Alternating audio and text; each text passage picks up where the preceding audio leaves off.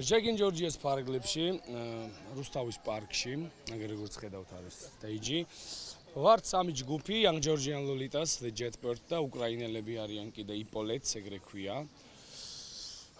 ძალიან გვიხარია, რომ აი ესეთი რაღაცები ხდება და ყოველთვის ჩამოვალთ.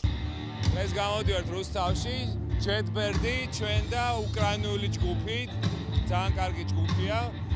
ეს ყველაფერი Jack-in Georgia's ფარგლებშია და მე მგონი ძალიან კარგია, რომ უცხოელების გარდა ქართველებიც იღებენ მონაწილეობას.